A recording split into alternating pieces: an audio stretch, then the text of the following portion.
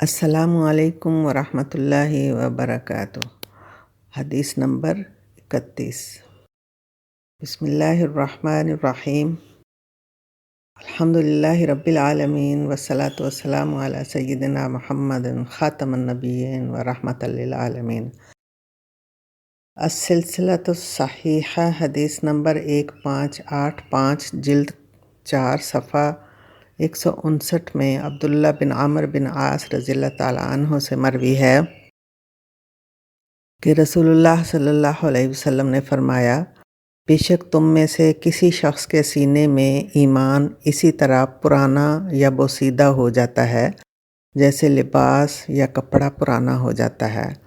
بس تم اللہ سے سوال کیا کرو کہ وہ تمہارے دلوں میں ایمان کی تجدید کر دے۔ اسی طرح رسول اللہ صلی اللہ علیہ وسلم نے ایک مرتبہ دلوں کو زنگ لگ جانے کا بھی ذکر فرمایا۔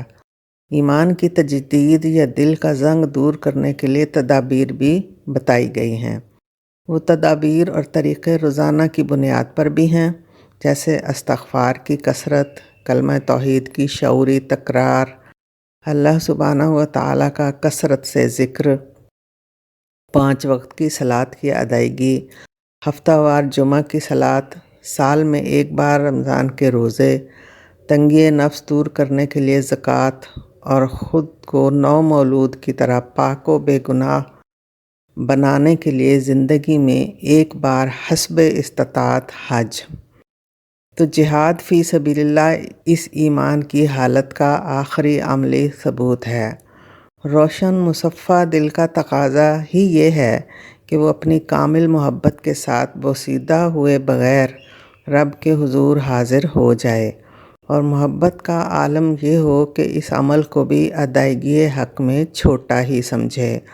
جان دی ہوئی اسی کی تھی، حق تو یہ ہے کہ حق ادا نہ ہوا۔ قرآن پاک کی کثرت سے تلاوت اور موت کی یاد بھی ایمانی حالت کو بوسیدہ ہونے سے بچاتی ہے۔ نیک لوگوں کی صحبت سے بھی انسان کے قلب و روح میں ایمانی احساس زندہ رہتا ہے۔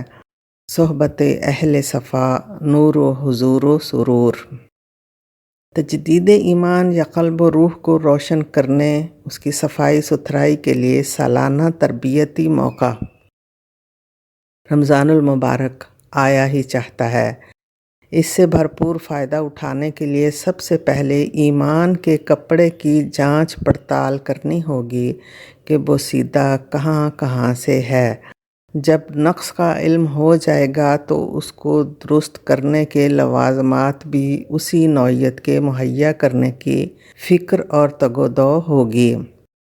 ہم سب کا زندگی میں یہی تجربہ ہے کہ جب کسی چیز کی بروقت اور ساتھ ساتھ مرمت نہ کرتے رہیں، وہ جلد ہی بیکار ہو جاتی ہے، اور زیادہ عرصہ بعد اس کی اصلاح کرنے کی کوشش کریں تو محنت اور وقت زیادہ لگتا ہے، اور اس وقت معلوم ہوتا ہے کہ کپڑے میں اتنے سوراخ ہیں کہ رفع کرنے کا کام کبھی ختم نہ ہوگا، یا کسی بھی چیز کی صفائی ستھرائی یا مرمت کرنا بیکار ہے۔ مگر نبی اکرم صلی اللہ علیہ وسلم کے ارشاد کے مطابق ایمان کے لباس کی خوبی یہ ہے کہ تجدید، توبہ و انابت، اصلاح عمل سے یہ بالکل نیا ہو جاتا ہے، ایسے نیا کہ جیسے کبھی کپڑا استعمال ہی نہ ہوا ہو۔ توبہ کر کے اپنی اصلاح کرنے والا ایسے ہی ہو جاتا ہے جیسے کبھی گناہ کیا ہی نہ ہو۔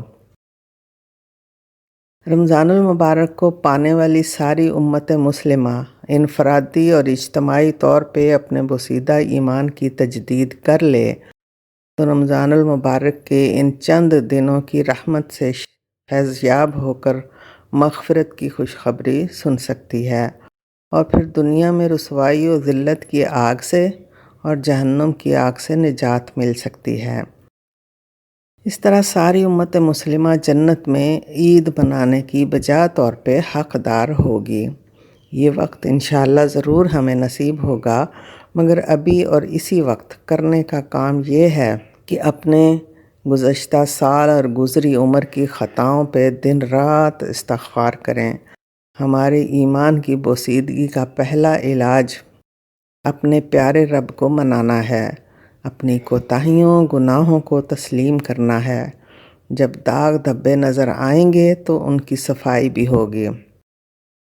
کپڑے کا میل کچیل نظر آتا ہے تو اس کو دھویا بھی جاتا ہے، اور داغ دھبے میل کچیل دیکھنے کے لیے آنکھ بھی چاہیے۔ ظاہری کپڑے کے داغ دیکھنے کے لیے ظاہری آنکھ درکار ہے، اور ایمان کی بوسیدگی کا احساس کرنے کے لیے ایمانی آنکھ درکار ہوتی ہے۔ ایمان کا تعلق دل سے ہے تو تجدید ایمان کے لیے دل کی آنکھیں کھلی ہونی چاہیے۔ آئیے اپنے دل کی آنکھ سے اپنے ایمان کی چادر کا جائزہ لیں اور اس کو نیا نکور کرنے کی تیاری میں لگ جائیں۔ اپنا محاسبہ آج اور ابھی سے کرنا استقبال رمضان المبارک کا پہلا مرحلہ ہے، اور اللہ تعالیٰ سے دل کو سیدھا سچا رکھنے کی التجا کرنا ہے۔ جسمانی صحت و تندرستی کا خیال رکھنا بھی پسندیدہ عمل ہے۔ پرہیز و علاج سے عبادات میں آسانی اور پرہیزگاری سے عبادات میں حسن پیدا ہوتا ہے۔ ربنا لا تزغ قلوبنا بعد اذ ہدیتنا وہب لنا من لدنک رحمہ انک انت الوہاب۔ آمین۔ اللہ سبحانہ و تعالی ہمارے اوقات، وسائل، محنت میں برکت عطا فرمائے، اور ہمارے دلوں کو مقبول عبادات کے ذریعے اطمینان، سکون، عافیت عطا فرمائے۔ رمضان المبارک کی فضیلتوں سے بھرپور فائدہ اٹھانے کا موقع عطا فرمائے۔ دعا کی طلبگار بشریٰ تسنیم۔ والسلام علیکم ورحمۃ اللہ وبرکاتہ۔